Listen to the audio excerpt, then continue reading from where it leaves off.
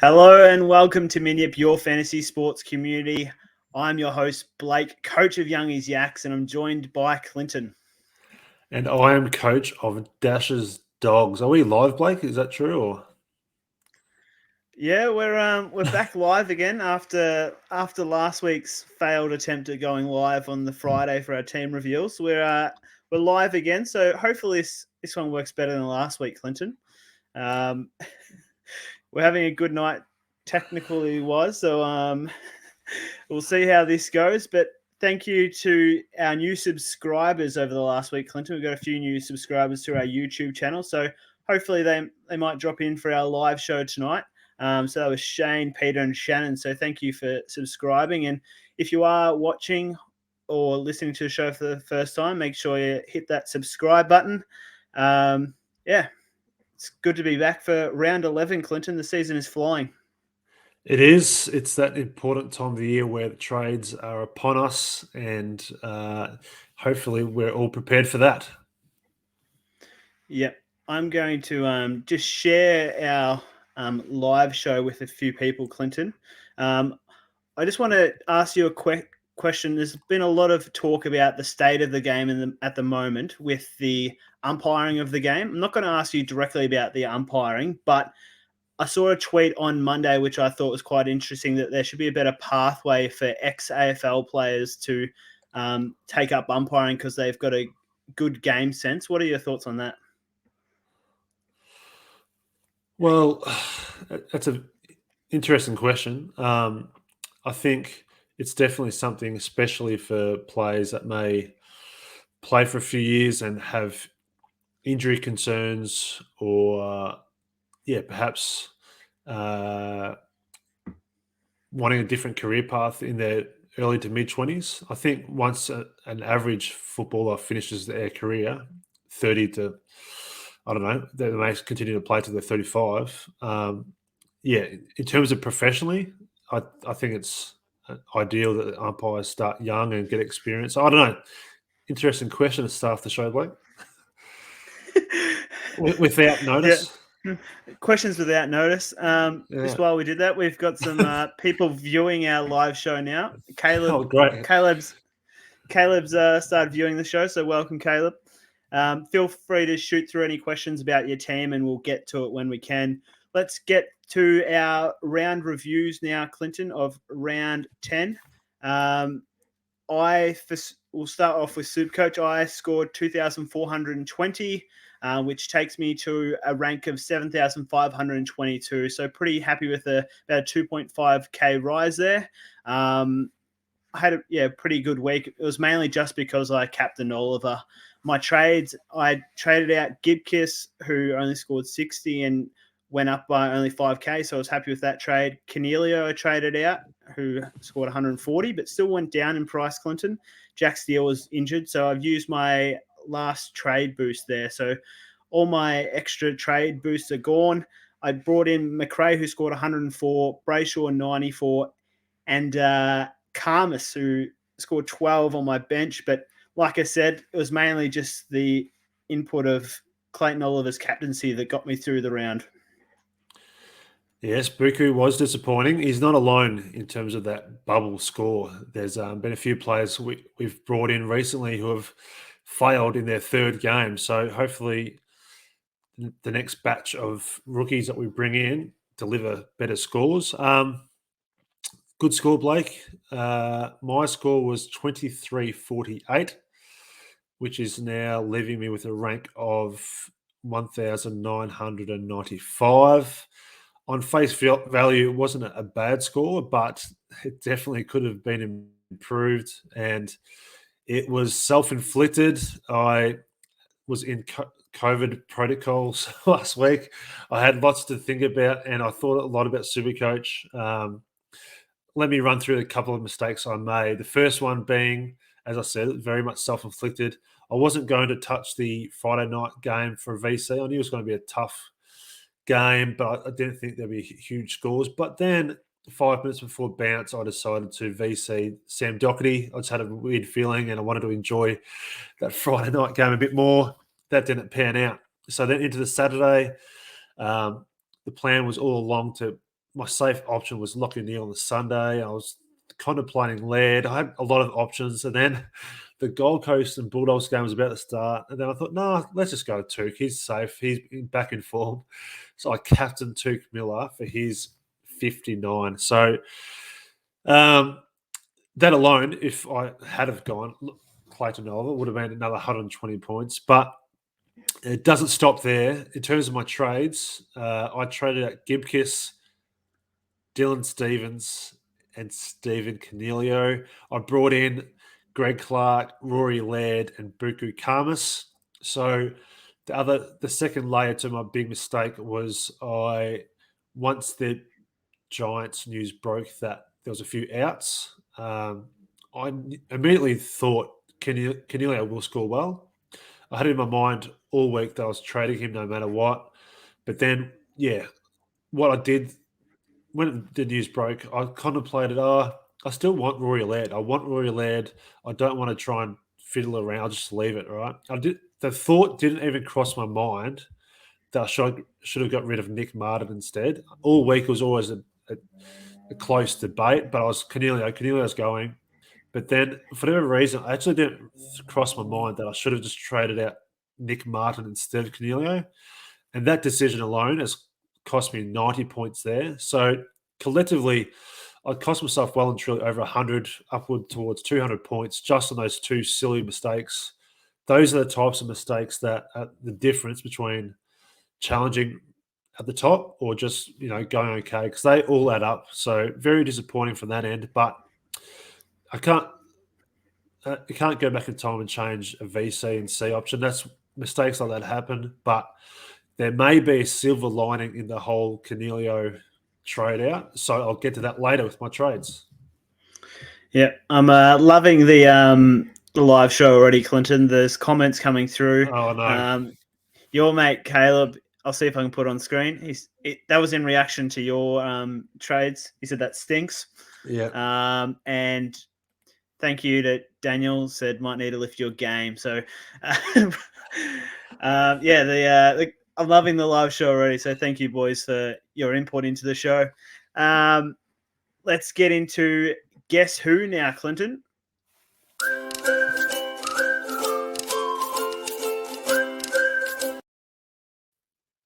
Yeah, that's right. Your favourite segment's back. The Guess Who. Do you remember last week's, Clinton?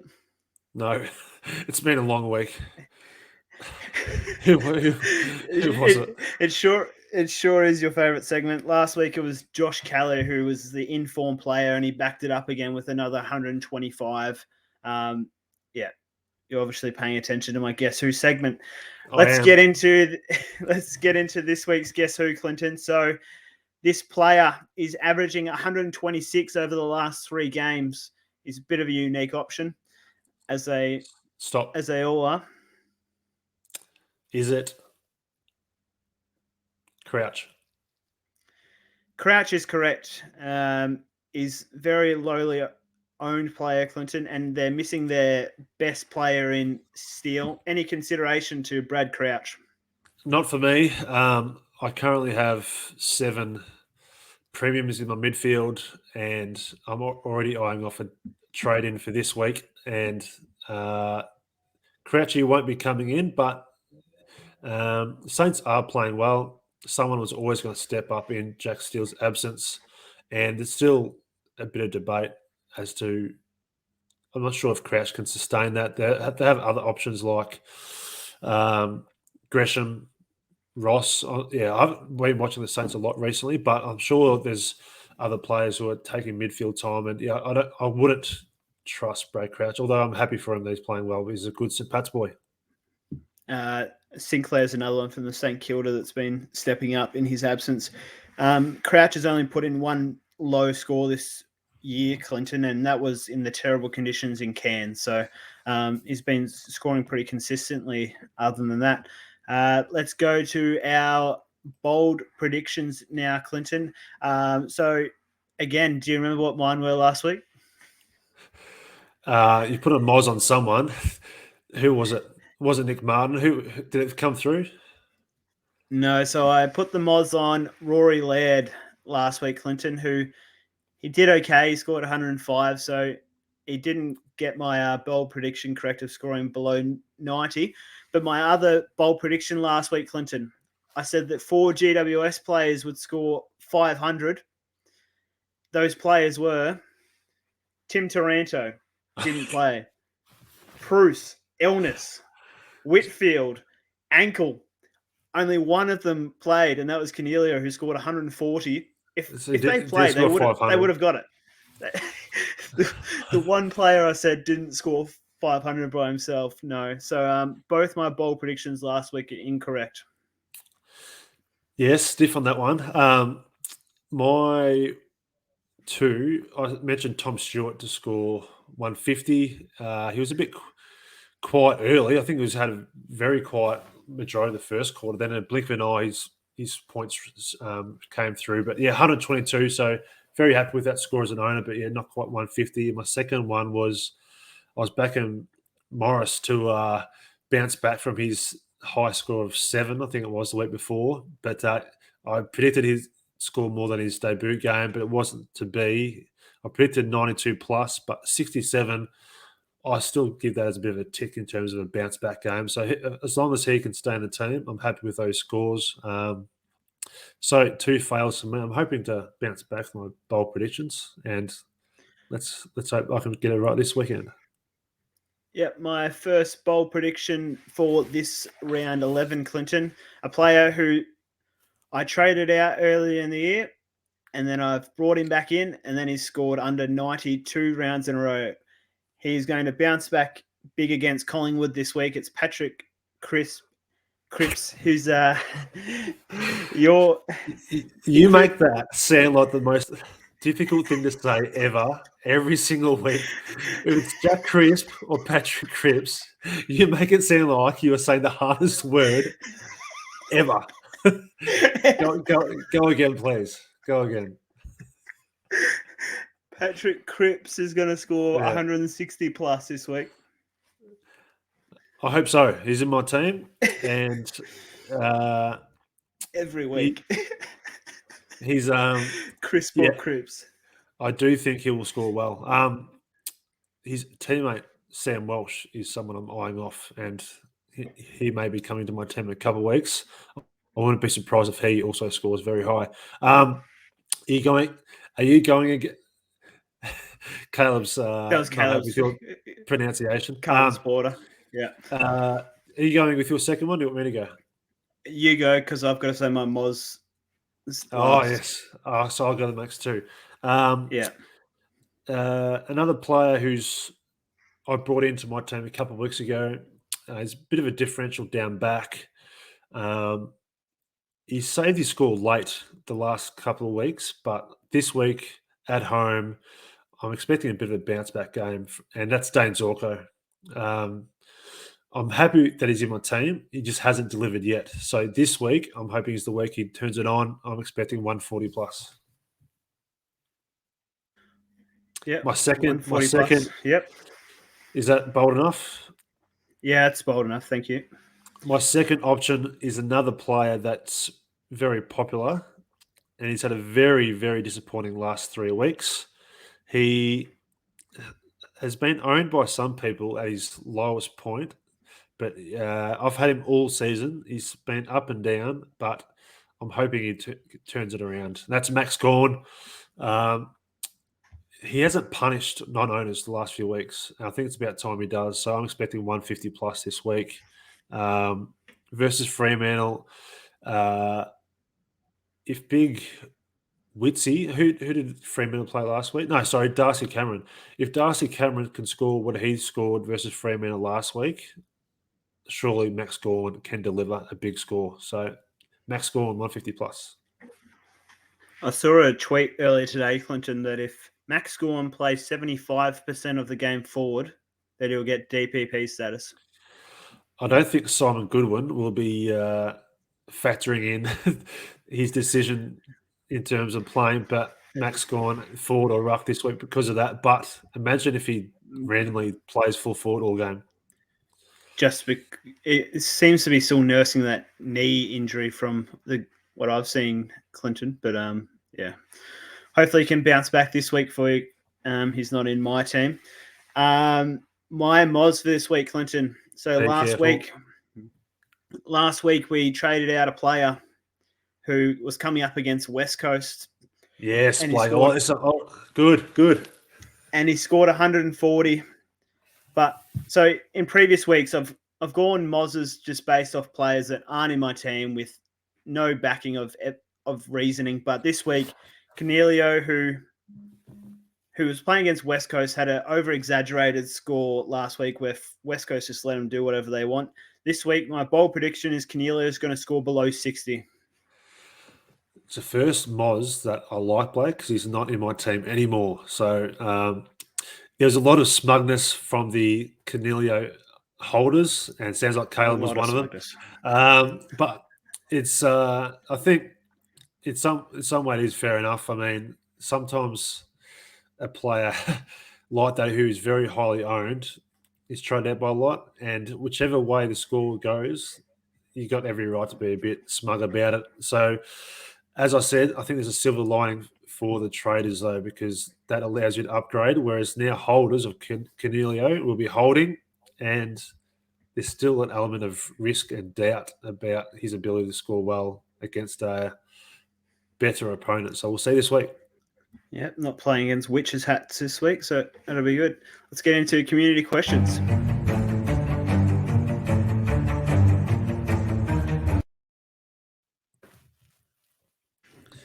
Yeah, your favourite music. So if you are watching the show live, send through your questions about your team so we can respond to them live for you.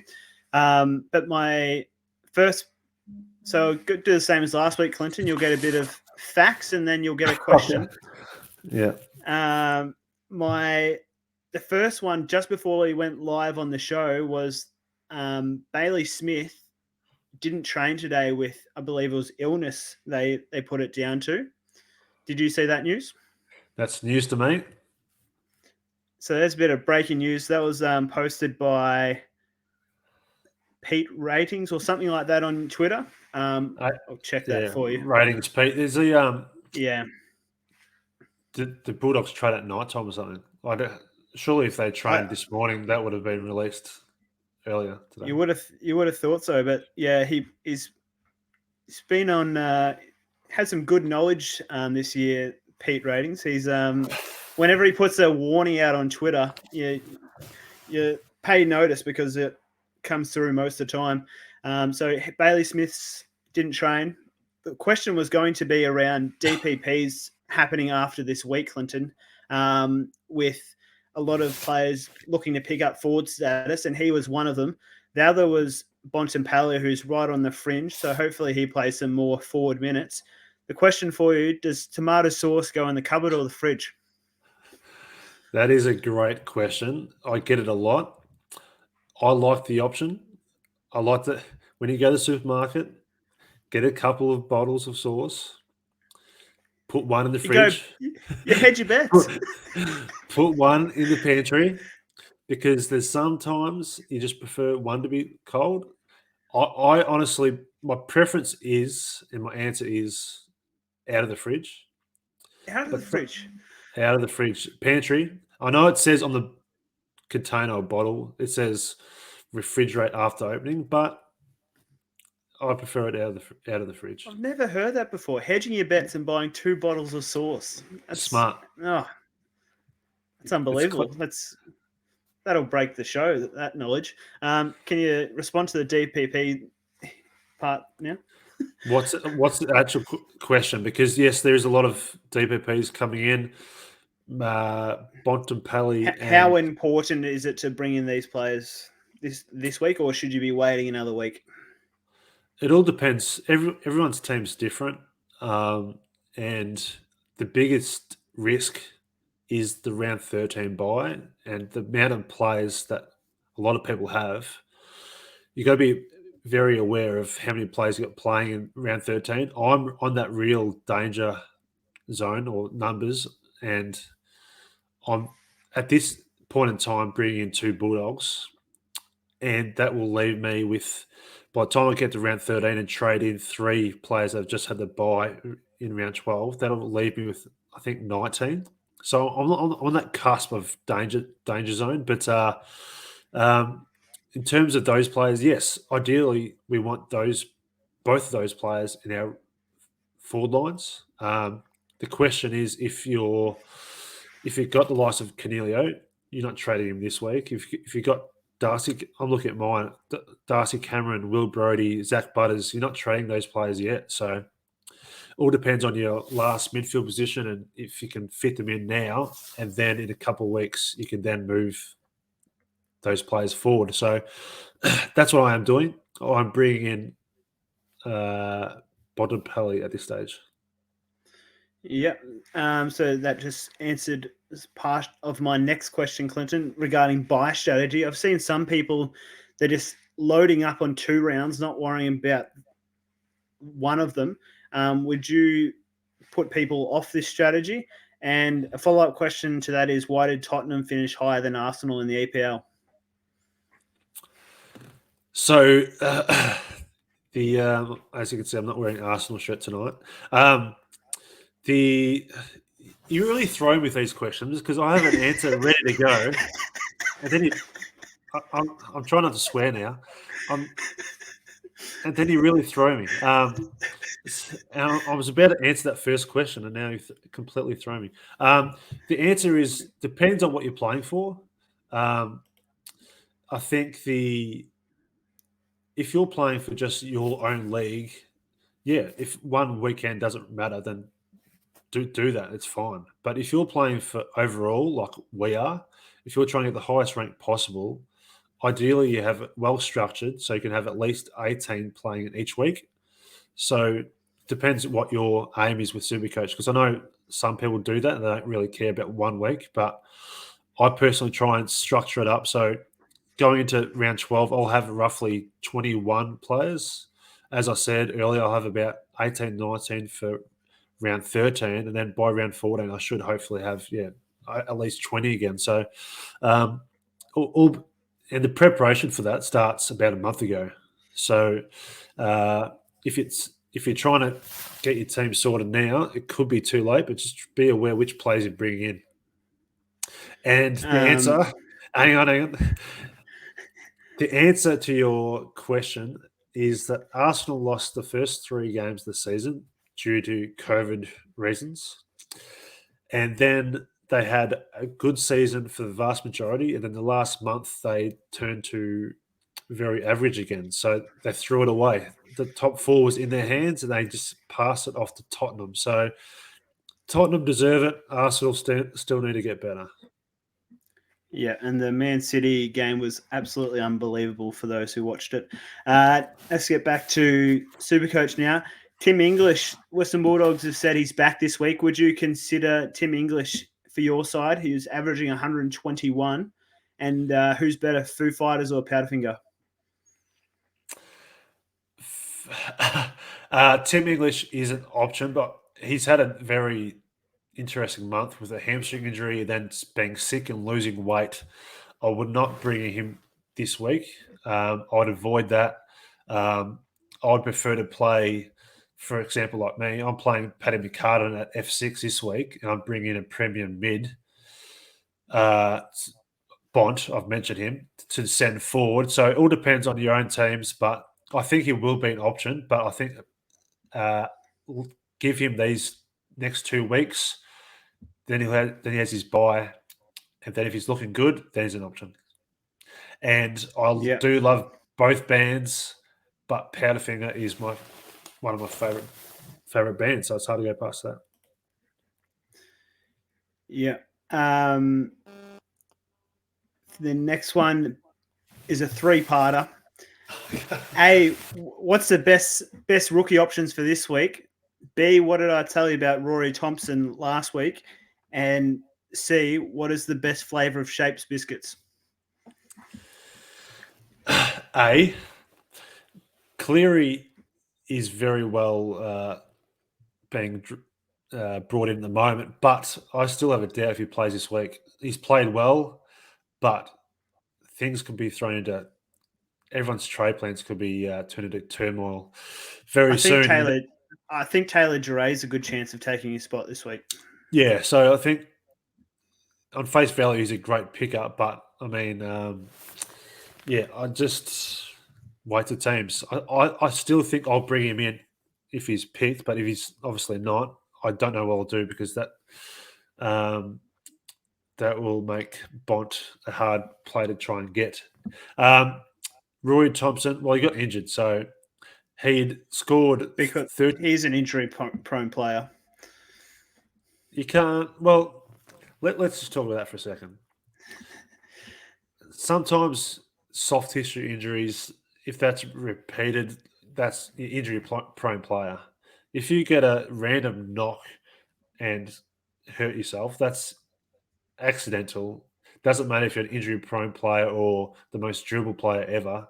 It'll be the same injury. So sometimes these things happen, and that's unlucky. So that wouldn't have him being an injury-prone player wasn't a factor with the decision. So he was on 30 points in after about 10 minutes, and he still scored at almost 3 times more than Buku, who played the whole game. So, yeah, and see, nacho cheese is my favorite, which is a random one, which I think it's very underestimated. There's a lot of people like their barbecue and stuff. Nacho Pizza. cheese. Oh, not sure. Question from Caleb we need a sponsor for the comments. I don't know, the cheddar comments or something. I don't know. We need a sponsor. Yeah, we need the nacho cheese comments. And the room temperature sauce. That might work even better. Kieran's put through chicken crimpy. Chicken crimpy comments. That's the last one, Kieran. That's the bottom of the barrel. I forgot what I was going to. Back to the footy show questions. If Sweet isn't named this week, surely English is a go. They're playing West Coast, but I think Sweet will be named, and I think they'll ease English back. I don't think they'll take Sweet out of the team. English full-time ruck, and the other benefit of that is I think English will play more time forward. I think Buku will get dropped as a result. And I think that will mean Bontempelli plays more midfield minutes, which is why I'm getting him in. Question on screen, Perryman, yes, but very risky. It's the yo-yo and the roles. There's still no one sample size for the Giants isn't enough to bring in a risky option like Perryman, although he's a player that I do like. I think he's very underrated, but there's no certainty what's going on with the Giants players. Obviously, Taranto's out, Whitfield was out. They could come back in, and who knows where they'll be playing. So I think you need watch it another week this week, and then have the bye, and then there might be a little bit more clarity. A question I have for you, Clinton: some players that have pretty much the top averaging players in defence is Jordan Dawson and still Jack Sinclair. They haven't got very high ownership. If you were bringing in a premium defender, would those two players be on your radar? Yes, the bye would come into it as to when it is. So Sinclair has one more game than a bye. In all honesty, I haven't seen their games recently, so I can't proper judge, especially Dawson. But Dawson's the type of player that I think he's that good that teams should be putting attention to him, whether it's wing, whether it's halfback, on ball. I think he's almost propelled himself straight away into Adelaide's best player. So that sets off alarm bells as to all it takes is the opposition to put a bit more attention to him, and he may struggle to score. But I'd in terms of as a player, I'd like him more than Sinclair. But in terms of a safer score for the rest of the year, I'd probably say Sinclair because he's gone through the midfield time and he's played back on the weekend. He's still scoring very high. So he seems like a bit of a Jaden Short. So yeah, they're both good options. Is the answer. Yep. Next one I'll answer, Clinton. Tom Mitchell on the weekend, he put in a big score. I think it was mainly due to his score. He had a few shots on goal and kicked a goal, and around the ground he was getting a lot of the ball. But his actual midfield time, he only attended 48% of the centre bounce attendances. So he has dropped a fair bit in price. So I'd like to see one more week from him to see if he actually is back. I think this year he's playing a different role for Hawthorn. I think Sam Mitchell's asked him to be a little bit more creative in his role, and this has impacted his scoring. So I'd like to see one more week from Tom Mitchell before I'd be putting him into my team, but he has dropped in price a fair bit. So he's a solid option going forward. Any other players you want to discuss there, Clint? I don't think so. I think Cleary is probably the biggest watch in terms of teams coming out tomorrow night. Bruce is another very important player that a lot of people want back in their teams, although Sam Hayes did a great job in replacement, getting 72. And yeah, I think as well as Cleary, Buku, yeah, I think that'll determine my VC and C as well, because at the moment, if I'm bringing Cleary, it doesn't look like I'll have a loop, but potentially if Cleary doesn't get named, it's going to be a bit of a. I've just got a feeling I'll be juggling around my teams. I've got a feeling that Cleary won't get named. Buku's going to be dropped. Yeah, so yeah, a bit of chaos, I reckon. Yeah, it might be a bit of carnage this week. On saying that, let's get into our trade plans for this week.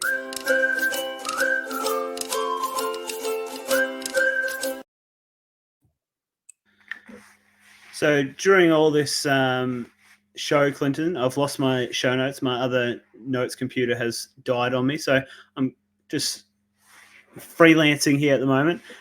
So my trade plans for this week, I need to get, well, it really depends on who returns for me. I really need Whitfield to come back into my team, and Bruce, even though the GWS have said they should be back, they better return. Tim Torino is going to be out for another week, but I'm not going to be trading him. He'll be a looping option for me. Nick Martin's got a break even of about 115, so he's got to go for me. His time has come to be upgraded or downgraded. At this stage, I'm looking to just downgrade him to a rookie and use Paddy McCartan as my coverage. And at the moment, it is Joel Jeffrey, JJ from Gold Coast, who's got a low break even and only 127K in the forward line. And the other player that I want to upgrade is Ward. But my issue with upgrading Ward is that I need to bring in a player who's going to be playing in round 12, because my buys, that's the buy I'm struggling with at the moment. So I need to bring in a player who's playing in round 12. It was going to be Bailey Smith, so hopefully he still plays, Clinton, because that was my plan at this stage, to bring in Bailey Smith into my midfield and hope that he gets forward line status. Very good. Okay, my trades this week. As I said, the silver lining in the whole Cornelio and Martin thing is, if I had have kept Cornelio, yes, I would have been 90 points better, but then he'd be staying in my team. But now that Martin failed with his score, my team will look better this week, because I'm getting rid of Martin, and Sam De Koning is going to be the sacrificial lamb. I ideally would like to keep him a bit longer, but with his round 13 bye, it sort of fits in well to my team that out of him and McCartan, one of them can go this week. So at this point in time, it's Sam De Koning out for Cleary if he gets named, and Martin is going to go to Bontempelli. So as I said, I think of the two, I can afford Bont. There's Bont even last week for me. Like, he's in cruise mode. Obviously, you've owned him for different parts of the year. He's in cruise mode. Doesn't seem to be at his best, but he's still been scoring, I'd say, well. He's averaging 112, and you'd say he's hasn't been anywhere near his best. So if he can get his body right, he's playing West Coast this week, so it just fits in well with my team that Bontempelli comes in. And I think the next big question, Blake, is the VC&C. And I sort of touched on it earlier. It's very, very underestimated over the course of the year. If you can nail the right captaincy scores, what a difference that makes. And that is proven by my score last week. As I said, I scored okay, but by choosing poorly, that's just I'm now around 2,000 mark in terms of ranking. If I had got my captaincy right, I would have been in the top 1,000. So it's just little margins all year. You need to get it right. So at this point in time, it depends on who the loophole options I will have. But my I do like Luke Parker on Friday night versus Richmond as a VC. And my C option this week, and it's going to go down the wire, but depends what happens. If, as I said, if English comes in and plays forward in my guess, it's going to be either McRae or Bont would be my captain for this week, because I think they'll go across and score well. Maybe it's a bit of a McRae bounce back game. So that's the way I'm leaning at the moment. Yep, for my captaincy, I'm going to be VCing Clayton Oliver again after what he did last week, and I'll have the potential to hold on to Ward and use him as a looping option if required. So Clayton Oliver is my VC into my captaincy of Jared Witts on Saturday night against no Hawthorn Ruckman. He's averaging 119, and against no recognised Ruckman could be big. Yeah, we'll see how that unfolds. And yeah, I think obviously there's a lot of owners who have Gorn, Bruce, and Hayes. I'm one of them. So if there's one area of the ground that could suffer this week, yeah, that's why Bruce needs to come back and score well. And as I said, that's why I'm really cheering for Gorn this week, because a lot of people don't own him. So I think it's about time people suffer for not owning Max Gorn, who should realistically be the R1 of the year, but hasn't really delivered yet. Yep, you ready to get into AFL Fantasy, Clinton? I am, Blake. I can't wait.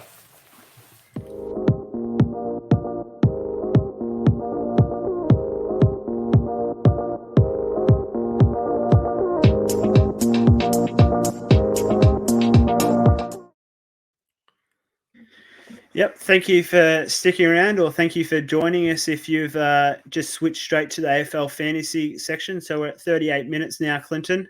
If you are watching it live, make sure you leave a comment so we can we can respond to you. Caleb's putting through, if my bold prediction is Cripper going 160, why wouldn't I captain him? So it's not a bad call.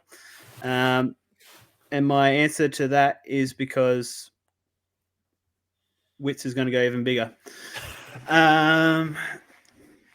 Let's get into AFL Fantasy, reviewing round 10, Clinton. So if I get up my score now that my notes are gone, I scored 2,234, which was pretty good score. I'd say it's above average there, and which has boosted me up the rankings to be 2,827. So moved up the rankings about 800 spots, I think, Clinton. So pretty happy with how that round 10 went. We'll get into our hits and misses shortly, but I'll just, how about you read through how you went, Clinton, while I find what trades I did, because my show notes are gone. Sure. You did. You're going very well, Blake. I scored a bit below you again, but 2178, which is continuing my slow rise in the ranks. I'm now 8,400. My overall team balance is good, and my team's improving each week. It's just, playing catch up. I got rid of O'Driscoll and Whitfield, actually. I got rid of Whitfield.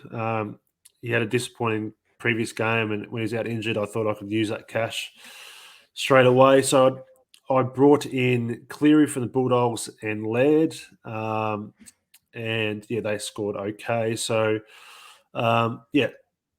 climbing the ranks and looking to continue to bring in another premium this week. Yep. So I also traded out Whitfield after hearing of that injury. And the player that I brought in was Bailey Smith. I was tossing up between Clayton Oliver and Bailey Smith, but chose Bailey Smith just because I thought he'd get dual position status. The other trade, I brought in Weir, who on my bench scored 58, so I was pretty happy with that rookie score. I said I wasn't going to do it bringing in a first gamer, but to get the value of my premium, hopefully Weary can hold his spot after being included in the side. Let's get into our Jacob Ware is a good player, isn't he? Yep, Weary's going well. Let's get into our hits and misses.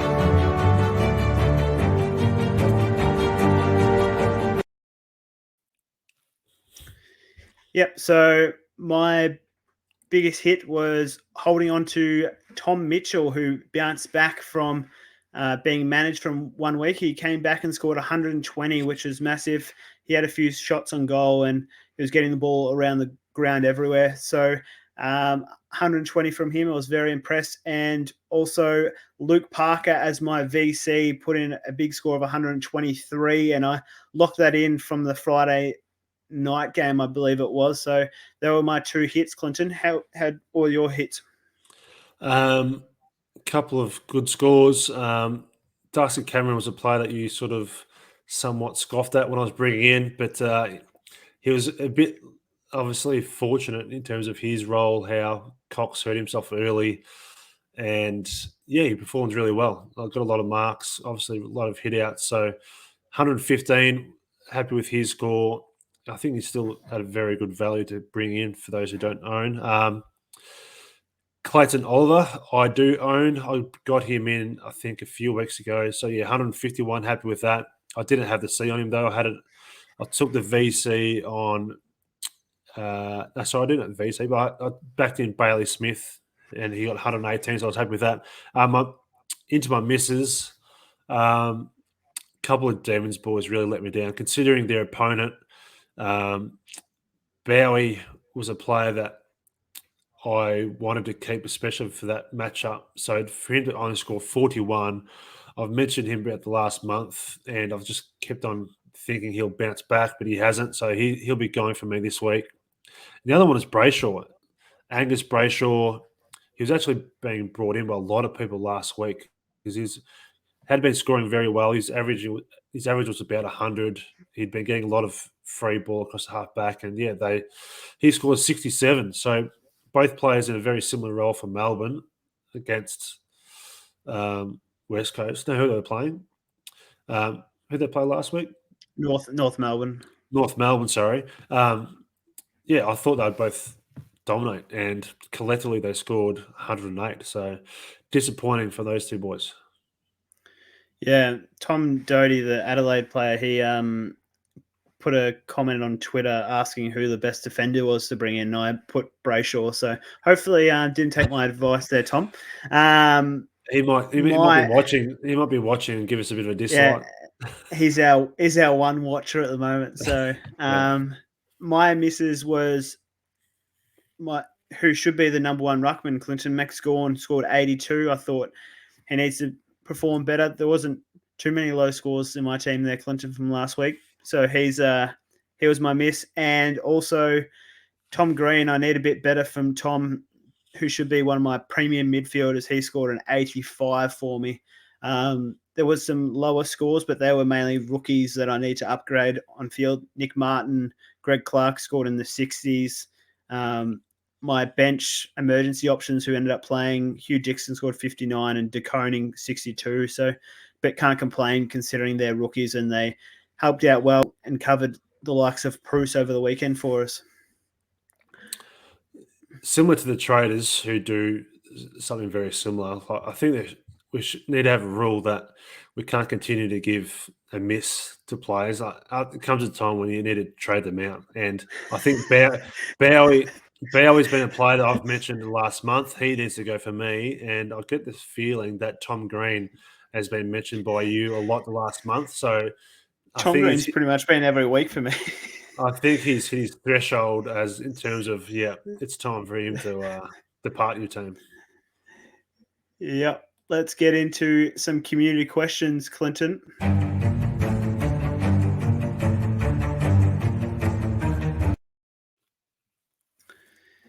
So there was, if you are watching, make sure you leave a comment so we can respond to your questions about AFL Fantasy.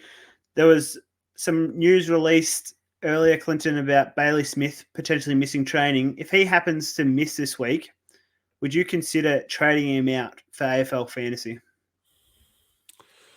For AFL Fantasy, if he doesn't play this week, he'll then have then they have one more game and then the bye. If he's out this week, you consider it a chance that he may not play the following week. So it's something I haven't thought about. But yeah, that's one game in 3 weeks. So that's an option which could free up a lot of money to improve your team elsewhere. But he's a type of player that you'd want back after his bye once he gets forward status. So I lean towards no. But yeah, It'd be a lot of value to have on your bench if he does happen to rest. Yeah, it's just I haven't processed really. I think it's very early to say that he's out, so I'll just wait and see the next couple of days. Obviously, we're always recording Wednesday night. A lot of things change before game time. Yeah, I reckon we'll see how we go in terms of doing a live recording this after team release, Clinton. But yeah, we'll assess that. We'll assess that later. There's a fair few Bulldogs players to consider for our forward lines, Clinton. So if Bailey Smith, Bontempelli, Dunkley, English, Liberatore, Treloar, if they're all forwards, how would you rate them in terms of priority having them in your team? Well, Dunkley's very highly owned already. I'd personally want Smith and Bontempelli in my team. That's 3. English, if he returns to the form that he showed at the start of the year, I think then he'd also be almost a must as well because he was just running around getting marks everywhere across the ground. So I think he's just a bit still at this point of wait and see. And then the other two, Liberatore and Treloar. Liberatore, I think, is more of a super coach option. He gets more points for his contested possessions. He's not someone I'd go near in terms of fantasy. That's my personal opinion. He does get a lot of points for tackle, so it's one of those ones that,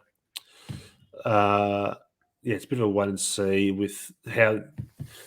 It all depends on your own upgrades. If you have other players like I don't know, Brody, who else are the other forward premiums at the moment? Luke Parker, you just brought in. Like you wouldn't be trading those players out. So it depends what players you want to upgrade to. But yeah, I'd have Treloar and Libba as 5th and 6th in terms of those options.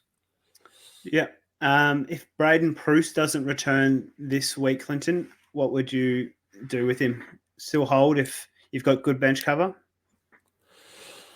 Well, first of all, he should come back. But if he doesn't, obviously Sam Hayes has been performing well. It'd be unfortunate because someone like myself who's got Darcy Cameron could we wouldn't I could be able to shuffle around my team, but that's not the case this week. He's still just a forward. So poor Bruce has been scoring very well. He's averaging 98. I think he's coming back in this week. If he doesn't, potentially I'd keep him again. But do you know why? Because he despite having to buy the following week, there's not a standout. There's no standout options in terms of AFL fantasy. So Darcy, Wits, I think they're more super coach options in terms of fantasy. Bruce, I don't know. potentially he's worth keeping. So interesting question there. Nick Martin, who's in pretty much everyone's team still, Clinton. He's reached his peak now. He's still in 40% of teams on Wednesday night. He's reached his potential. Easy and must trade out this week if you've got no injuries to fix up. If fix up and there's no other. I think yes. Yeah. I think the answer is yes. Him, Dacos. There's a few in a similar boat who are, if you haven't done it already, I think they're prime targets to move on because they've done their role. They earned us a lot of money, and then you can upgrade your team. That's what they're there for. You don't pick them up at the start of the year to think that they're going to be in your team all year. So, I think the issue with that a lot of people are facing this week, Clinton, is they want to upgrade and downgrade a player, but he's sort of at the awkward price, so that you need to be upgrading Nick Martin, and then you also need to generate cash somehow. I've seen a few teams going Martin down to the likes of Coleman to be an on-field option, and then upgrading a Dacos. What are your thoughts on Caden Coleman? I think he was a good option 3 weeks ago. By the time he came into the team after his injury, if you're going to get him, it would have been earlier. I don't think he's a great option now. Obviously, he's been scoring okay. I'll just look at his stats now, but he's 500. He's 500k now. Yes, he scored 98 on the weekend, but yeah, it's a no from me at his price. I think he should be going a bit late. It's a bit late, and I think it should be either going up or down now. I think those types of players, I would personally wouldn't be side swapping the loss of Martin or Dacos to that because in his last 5 weeks, Coleman has scored 56, 63, and a 79. So if you bring him in, side swapping for that, I'm not sure if you'd be too pleased. So, yeah. A player who's hit some form recently, Clinton. This might almost linking back to the Guess Who again. He's averaging 117 over the last three rounds.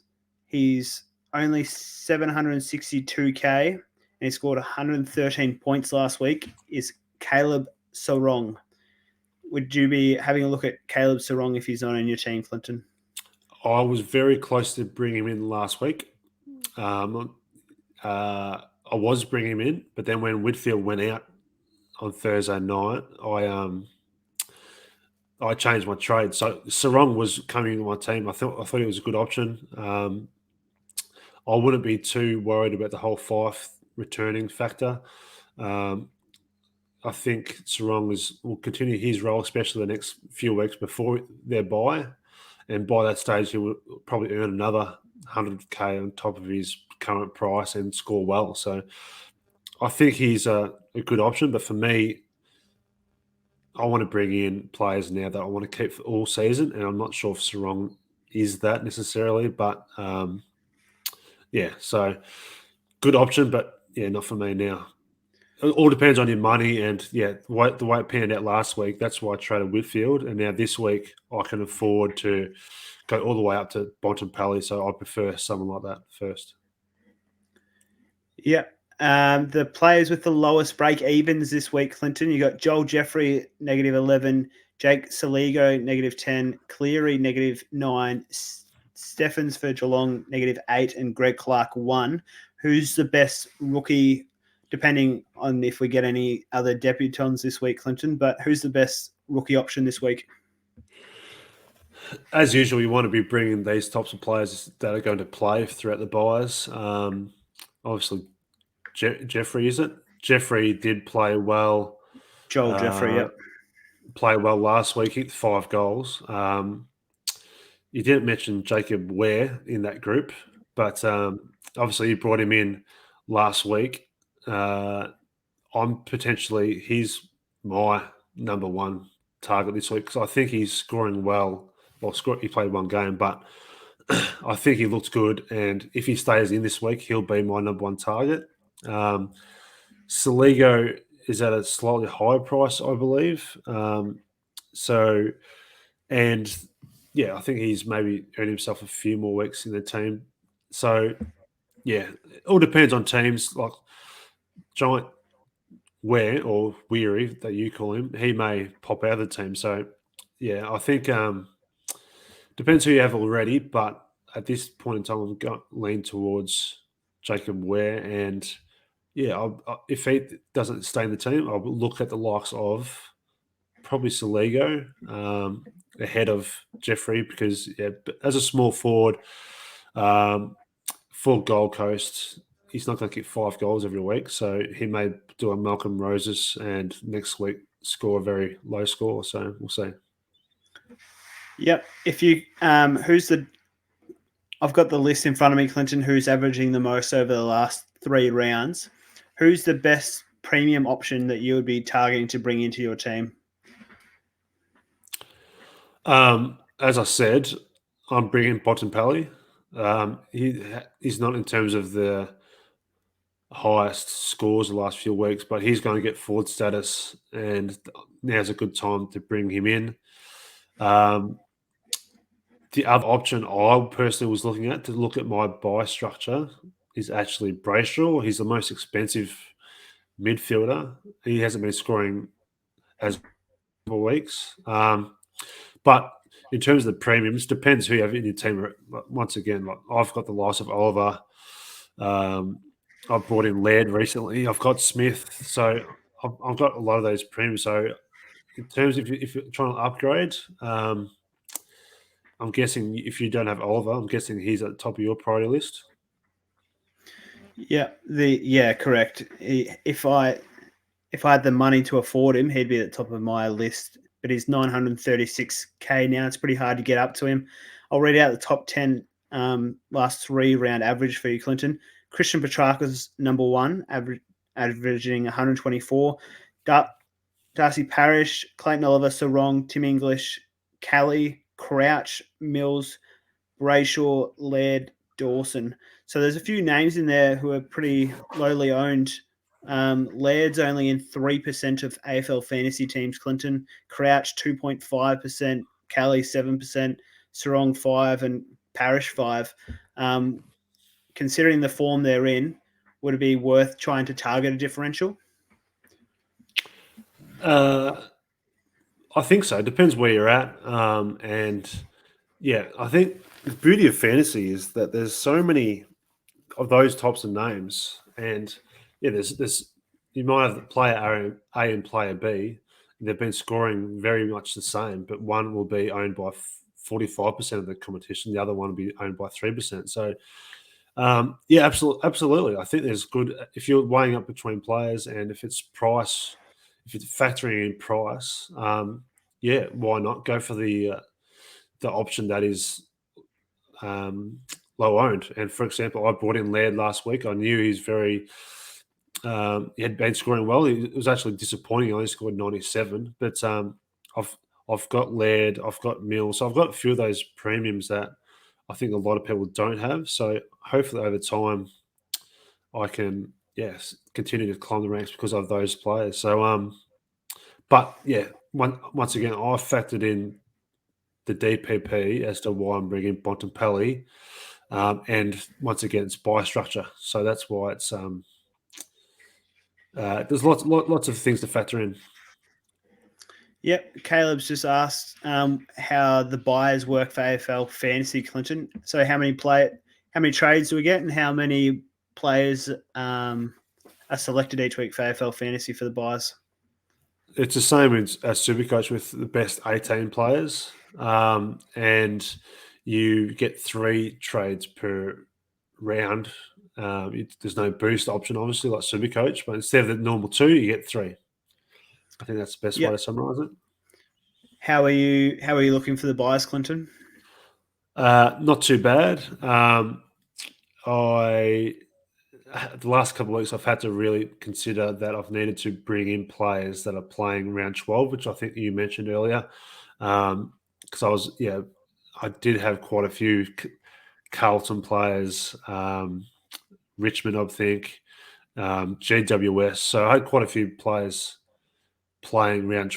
I had the bye round 12. So I need to really make sure I was potentially avoiding those teams to make sure I fielded a strong 18 for round 12. Interesting questions come through the comments here, Clinton. Can we pay you to run our AFL fantasy teams, and how much do you charge? So that's an interesting question there, but just become a Patreon subscriber, and we'll assist your team as much as possible.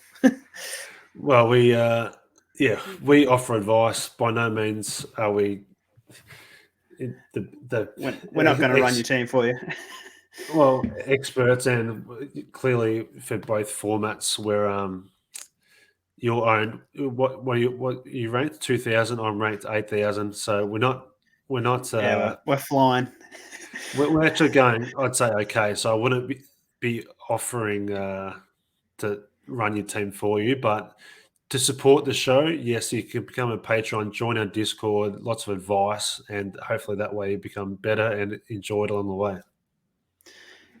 Well said, Clinton. Another question that came through there was that it went through averages last time. I think that was just to do with COVID rounds.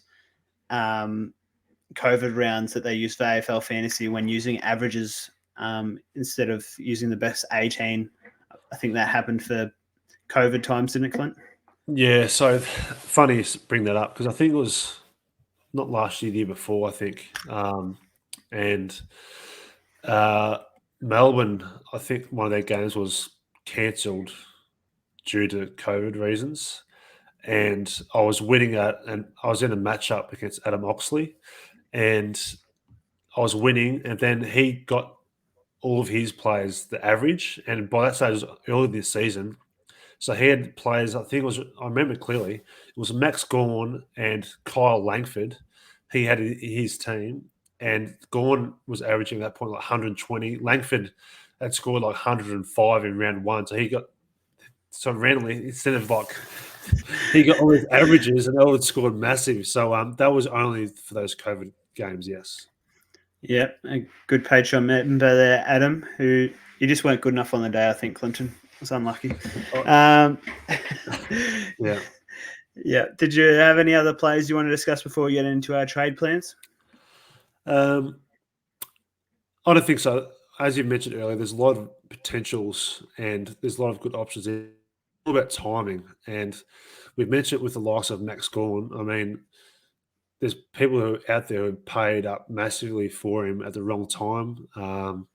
There's other players like Mills, for example. I brought him in after his massive scores, and he's still scoring okay, but he hasn't reached those high scores again. So it's all about timing, luck.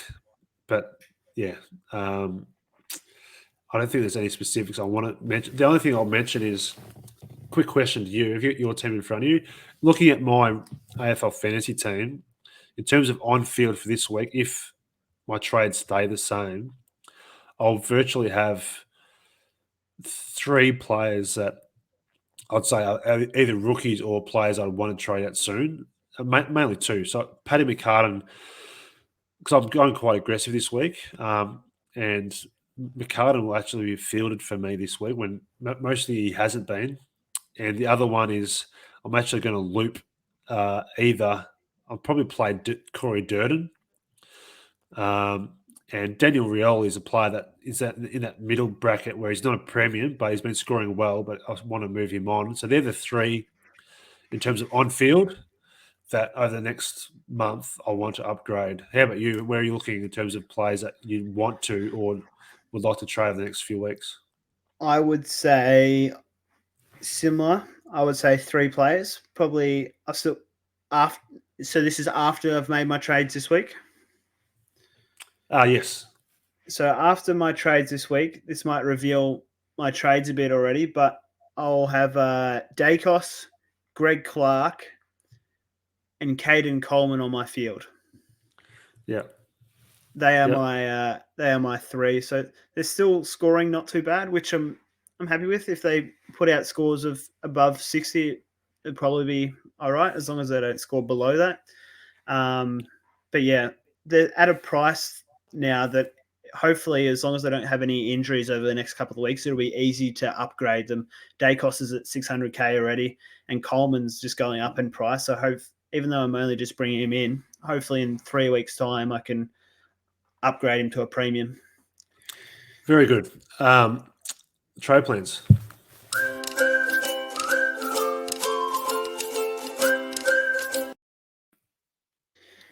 Yep, so I just revealed it there. Coleman is coming into my team as a downgrade option from Nick Martin. So that'll get me 120k approximately. And that will give me enough cash to upgrade Gibkis to Dane Zorko. I had a bit left over from last week to use as well. So that takes my defense to Crisp, Short, Sicily, Sinclair, Hewitt, and Zorko. So it'll be pretty much settled back there, and hopefully don't have to make any trades from my back line again.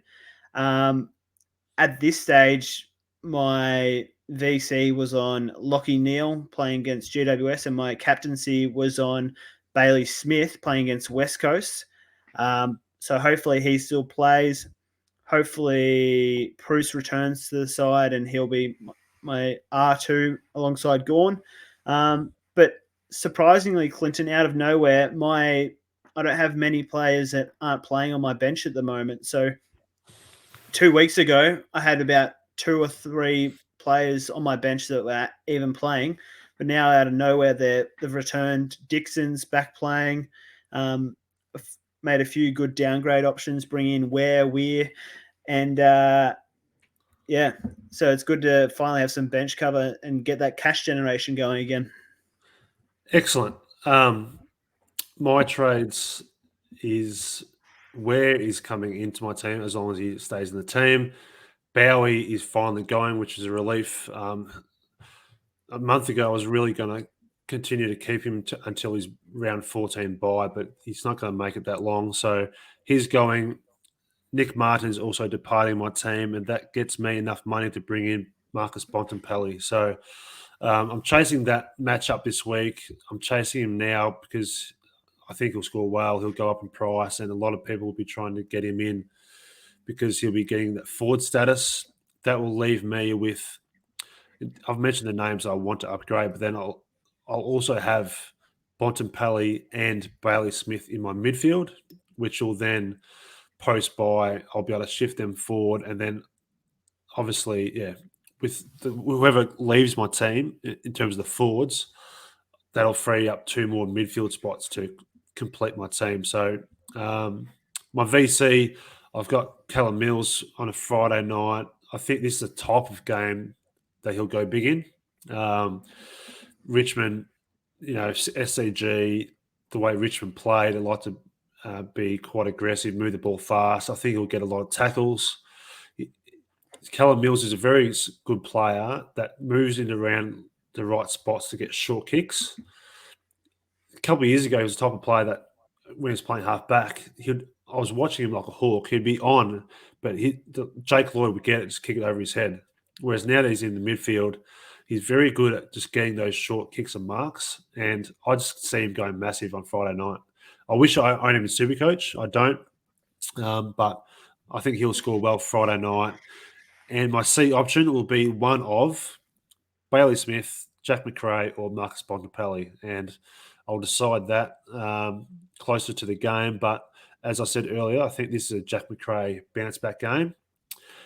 I'll be tempted to captain him in both formats. But recently I've been backing Bailey Smith, who's been in my team, and he's scored well. So hopefully he's fit enough. Some good trade-in options there, Clinton, and can't argue with those captaincy options either. So, yep. Anything further you want to add before we wrap up there, Clint? No, hopefully this live experiment goes well. As Blake always says, please give us a bit of love, write some comments. Blake does a fair bit of tweeting. If you'd like to send some feedback to Blake via his tweets, obviously we do this every Wednesday night. We're not always up to date with the trade plans in terms of injuries because it all changes on a Thursday night. But I think it's a good way we can review the previous week, let it dissect after a couple of days. If we had done this on a Monday night, I think you would have seen a bit more of an angrier Dash's Dogs because, in terms of angry dogs. he, I did let myself down with a couple of decisions, but that is fantasy, and I think Blake, you do a lot of hard work to get this up and going. So I think all the support is appreciated, and a great way to support us is of the link below in terms of our Patreon, and you can join our Discord chat. We talk about obviously our teams and a bit of banter. We spoke a lot of Seinfeld last week, and now soon we're actually planning a catch up in terms of our Patrons. Hopefully all those Melburnians can get on a train out to Gisborne and we have a good catch up. Yeah, it's a fair hike. I don't know about going all the way out there, but well said there, Clinton. Thank you to everyone who commented during our live show as well. Much appreciated. And we'll see you next time for our AFL Fantasy and Supercoach show. Good luck for round 11, everyone. Right. Yes, Clinton, what have you got? Oh, you got? That's it? I was going to mention, as you mentioned about Arsenal and Tottenham, the season's just finished. We did a lot of FPL shows at the start of the season. Obviously, soon, before you know it, we'll be back in the FPL. So we do FPL, we do Big Bash, we do Supercoach Racing. So there's a lot of those formats which will be coming up the next few months. Blake's going to be busier because he's going to be a dad by around that time later in the year. So it's all happening. September. Yeah, it's all happening in September. So, thanks for announcing that to our YouTube community. Hopefully all our viewers share that news everywhere. So that'll be great. Absolutely. All right. Thank you, Clinton. Good luck for round 11.